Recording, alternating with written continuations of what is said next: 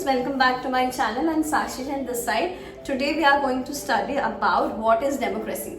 And काफ़ी सारे schools में ये civics में ये chapter है. Class 9 CBSE की books I'm teaching right now. Class 9 में this is chapter 1 of the political science. Okay. So in this first we are going to study about what is democracy. तो democracy का एक tagline बोलते हैं which is for the people, of the people, by the people. For the people मतलब क्या होता है कि जो भी हम जिनको भी इलेक्ट करते हैं they work for the people, okay, and they are by the people. By the people mean they are elected by the people. So for the people, by the people. What is the meaning of the people? Of the people मतलब होता है कि वो लोगों के ही तो हैं, क्योंकि लोगों द्वारा ही उनको इलेक्ट किया जाता है. So this is the meaning of the democracy. अब एक डेमोक्रेटिक नेशन या फिर एक डेमोक्रेटिक कंट्री कैसा होता है? एक डेमोक्रेटिक कंट्री ऐसा होता है कि समझ लो कि आपके पास पूरा राइट है कि आप अपने रिप्रेजेंटेटिव को इलेक्ट करोगे, ऑब्वियसली थ्रू वोटिंग सिस्टम. हम लोग वोट करने जाते हैं तो हम लोग अपने रिप्रेजेंटेटिव को चुनते हैं. पहले हम लोग वोट करते हैं, फिर वो वोट काउंट होता है एंड देन द मेजोरिटी, जिसका भी जो भी जीतते हैं उनके जो मेजोरिटी के जो हेड होते हैं, मेजोरिटी मीन्स जिनको सबसे ज्यादा वोट मिलते हैं, जिस भी पार्टी को सबसे ज्यादा वोट मिलता है उस पार्टी के जो हेड होते हैं वो बन जाते हैं गवर्नमेंट ऑफ द कंट्री या फिर prime minister of the country. बहुत बार सिविक्स में कंफ्यूज्ड हो जाते हैं स्टूडेंट्स ये सोच के कि गवर्नमेंट होता है कि प्राइम मिनिस्टर होता है. तो अगर कभी भी ये लिखा हो कि गवर्नमेंट ऑफ द कंट्री मतलब कि वो prime minister of the country का बात किया जा रहा है. Done. Next is democracy is a form of government in which the rulers are elected by the people. ये एक फीचर है डेमोक्रेसी का कि इसमें जो भी रूलर है मतलब जो भी प्राइम मिनिस्टर है वो लोगों द्वारा ही इलेक्ट होते हैं और कोई भी नहीं है. ऐसा कभी नहीं होगा कि अगर प्राइम मिनिस्टर के जो बेटे वो ऑटोमेटिकली इलेक्ट हो जाएंगे, ऐसा नहीं होगा. उसको हम बोलते हैं हेरिडिटी रूल, जो पहले होता था. लेकिन अभी our nation is a democratic country, which means that we are going to elect our own government or prime minister. Next is, अब जो भी पार्टी मेजोरिटी वोट मिल गया, जिस भी पार्टी को मेजोरिटी वोट्स मिला है उसकी जो पार्टी के हेड है वो क्या बन जाएंगे? प्राइम मिनिस्टर बन जाएंगे. करंट सिनेरियो का बात करते हैं. लास्ट ईयर 2024 इलेक्शंस, इसमें क्या हुआ था कि बहुत सारे पार्टीज थे बट ऑब्वियसली मेजोरिटी वोट्स किसको मिला? BJP, Bharatiya Janata party. अब बीजेपी में जो हेड है, बीजेपी जो पूरे पार्टी, उनका हेड कौन है? Prime minister Narendra Modi ji. तो नरेंद्र मोदी जी क्या बने? कंट्री के प्राइम मिनिस्टर बने या फिर कंट्री की गवर्नमेंट बने. कंट्री को आज वो रूल कर रहे हैं but he is definitely elected by the people of the nation. और उनका जो भी डिसीजन होगा वो क्या होगा? फाइनल होगा. उनके ऊपर अब कुछ नहीं है. बट इसका मतलब ये भी नहीं है कि वो कुछ भी कर सकते हैं. कॉन्स्टिट्यूशन में जो भी लिखा है, कॉन्स्टिट्यूशन का video if you have not watch please go and watch, it is there in my channel. अभी के लिए ये समझते हैं कि कॉन्स्टिट्यूशन क्या है? एक रूल बुक है इंडिया का. कॉन्स्टिट्यूशन में जो भी लिखा है उससे ऊपर कोई भी नहीं है, नॉट इवन प्राइम मिनिस्टर और प्रेसिडेंट और एनी चीफ मिनिस्टर्स. कॉन्स्टिट्यूशन में जो भी लिखा है उसके अकॉर्डिंग ही प्राइम मिनिस्टर एक्ट करेंगे. द नेक्स्ट इज, डेमोक्रेसी में कोई भी जो इलेक्शन होता है वो फेयर इलेक्शन होता है. फेयर मतलब क्या होता है कि उसमें कोई भी चीटिंग नहीं होता है.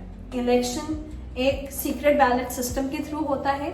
सीक्रेट बैलेट सिस्टम मतलब कि आज मैं अगर किसी को वोट कर रही हूँ and I am 18 years above, तो मेरे को बताने की जरूरत नहीं है whom I am voting for. ये मेरा अपना पर्सनल डिसीजन है और ये डिसीजन सिर्फ मेरा है और वो किसी को पता भी नहीं चलेगा. कैसे? क्योंकि जब मैं वोट करने जाऊंगी तो एक मशीन में अलग से बटन रहेगा, I just need to press it, और वो सामने वाला जो सामने अगर कोई बैठा है तो उनको भी पता नहीं चलेगा और किसी को भी पता नहीं चलेगा. Okay, so that is known as secret ballot system. और इसका एक और है कि इलेक्शंस कैसे होते हैं? यूनिवर्सल अडल्ट फ्रेंचाइजी के थ्रू होता है. यूनिवर्सल मीन्स हर कोई. Adult franchise mean the person who is above the 18 years of age, वो लोग वोट कर सकते हैं. 18 ईयर्स एज मतलब क्या होता है? 18 ईयर्स या फिर 18 ईयर्स के अबव.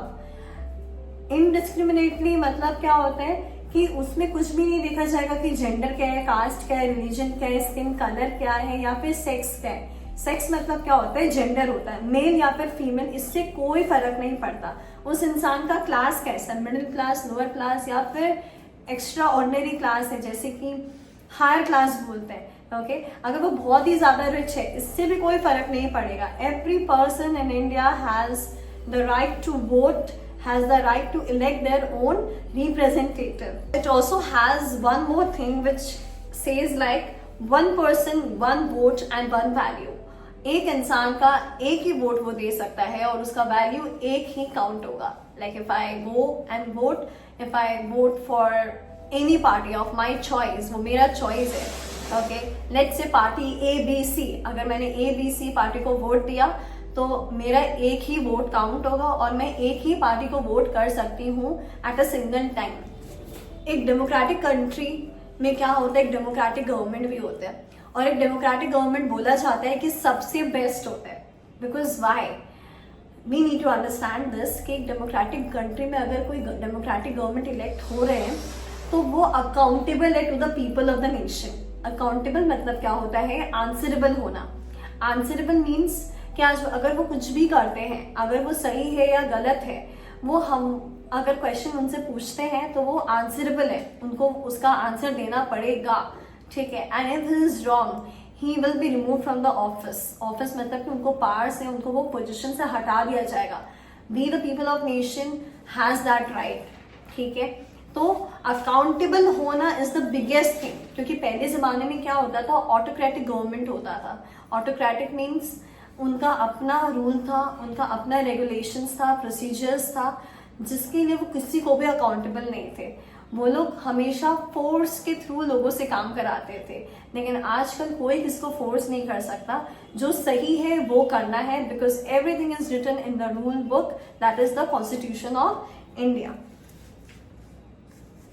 अगर कुछ भी कभी भी गलत होता है तो कॉन्स्टिट्यूशन में वो चेक किया जाता है कि क्या वो कॉन्स्टिट्यूशन के खिलाफ जा रहे हैं कि फॉर जा रहे हैं। इज इट फॉर और अगेंस्ट? अगर फॉर में जा रहे हैं तो कोई दिक्कत नहीं, अगर अगेंस्ट में जा रहे हैं so the person need to apologise, और एल्स बहुत बड़ा अगर कोई मिस्टेक है then that person need to be remove from the office, या फिर उनको खुद ही रेजिग्नेशन देना पड़ेगा। So I guess that's all for the democratic form of government. Just remember this कि एक डेमोक्रेटिक फॉर्म ऑफ गवर्नमेंट हमेशा एक आइडियल गवर्नमेंट होता है, because why, they are the best in every way, ठीक है। And India is a democratic nation और country.